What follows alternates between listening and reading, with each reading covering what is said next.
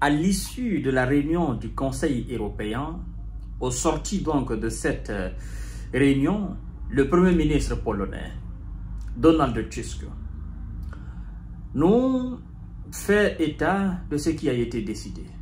L'Union européenne est convenue de se préparer d'ici 2030 à affronter la Russie. Et donc, elle a décidé d'augmenter considérablement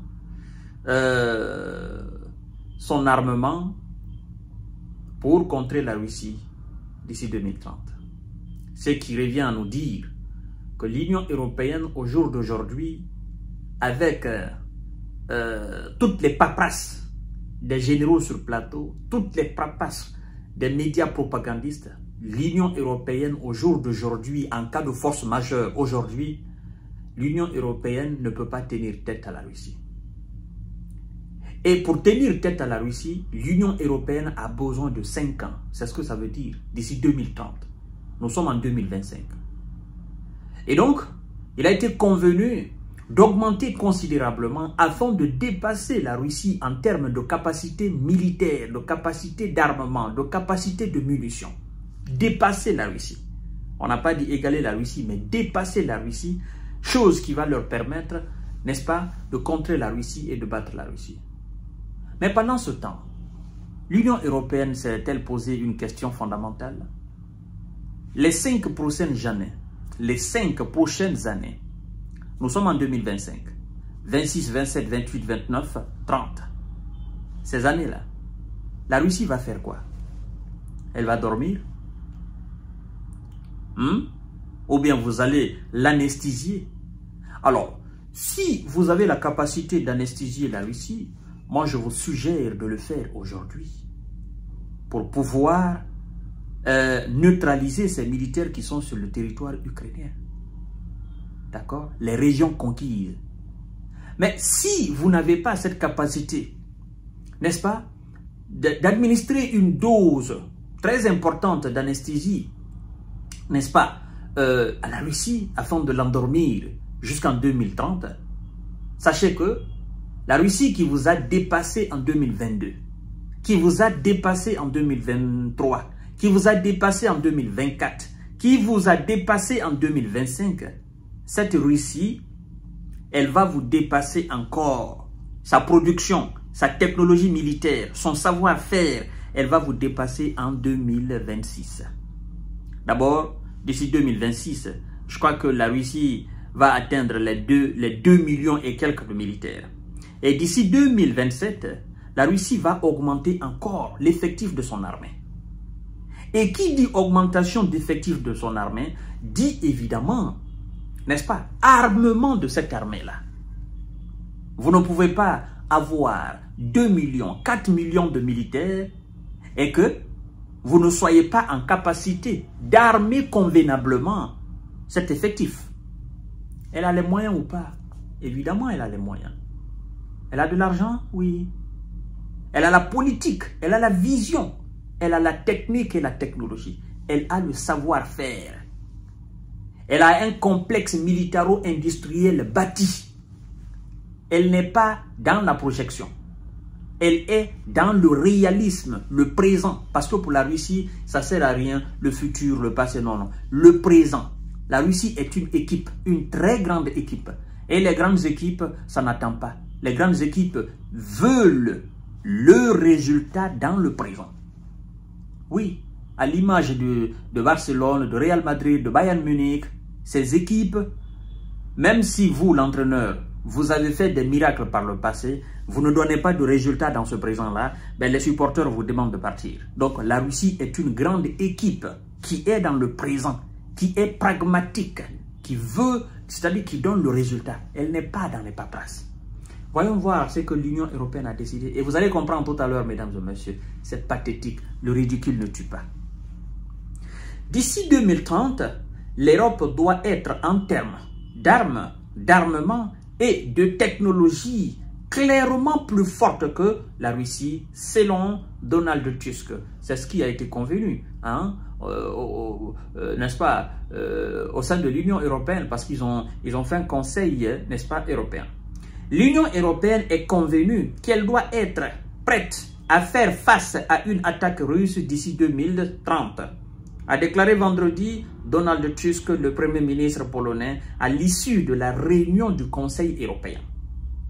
Donc, c'est une position unanime. Il ne l'a pas inventée.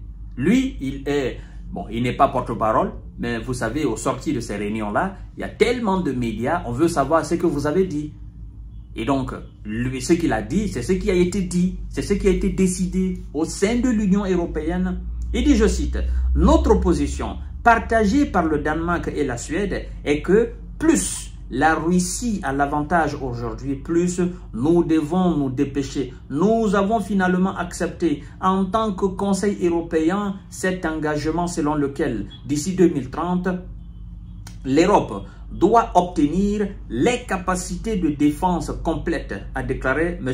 Donald Tusk. D'ici 2030, l'Europe doit être en termes d'armes, d'armement et de technologie clairement plus forte que la Russie, et elle le sera.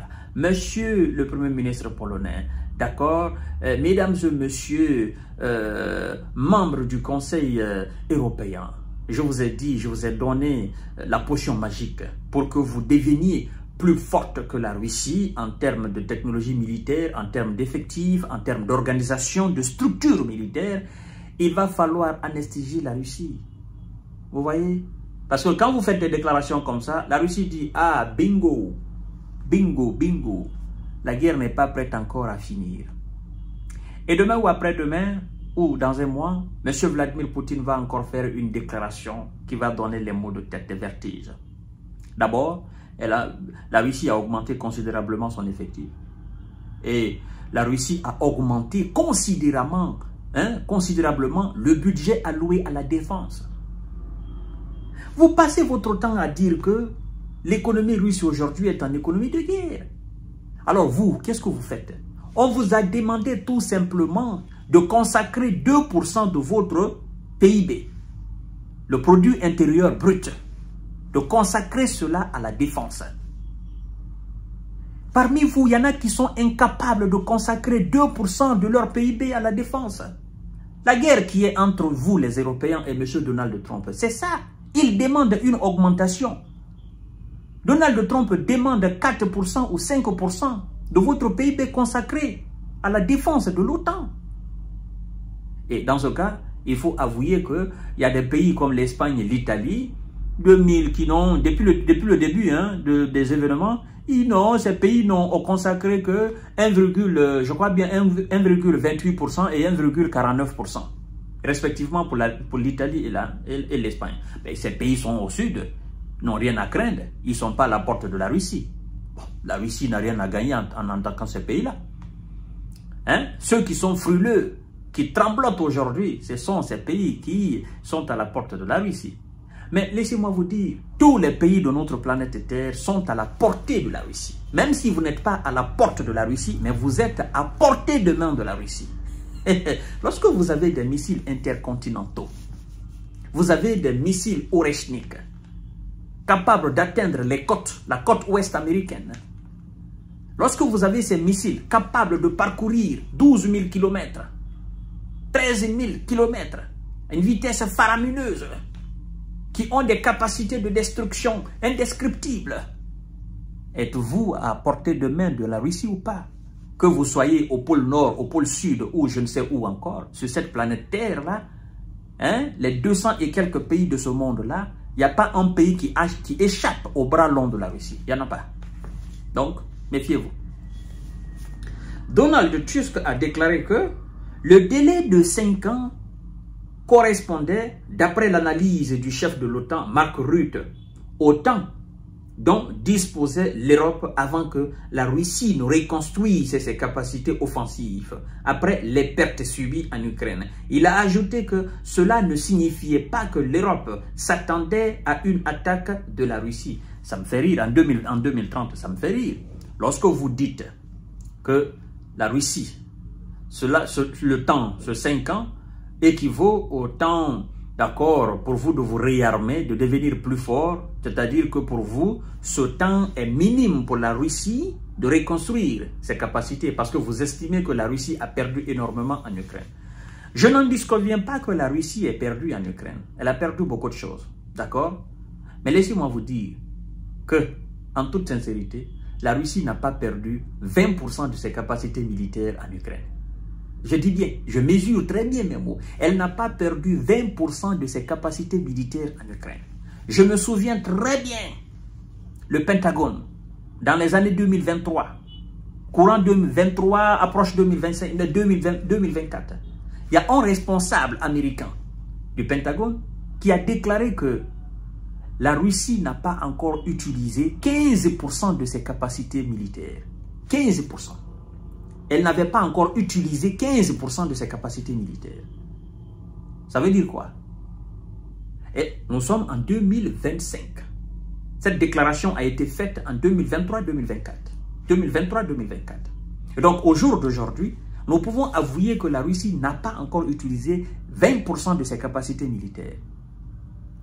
Et il faut quand même dire que le complexe militaro-industriel russe tourne à plein régime. 7 jours sur 7, 24 heures sur 24, sans arrêt. La demande, la production, c'est-à-dire c'est des choses, c'est une chaîne, ça se suit, il n'y a pas d'arrêt. On produit à gogo, on répond à la demande de l'armée. On produit, on demande, on produit. La Russie consomme ce qu'elle produit et elle produit ce qu'elle consomme. Voyez-vous? Donc, vous voulez dépasser cette Russie en capacité militaire. Bingo, bonne chance à vous. Alors, ce que je sais quand même que Vladimir Poutine n'a pas les intentions d'attaquer un pays de l'OTAN. C'est ça la réalité. Sinon, vous êtes foutus. Je vous reviens tout à l'heure.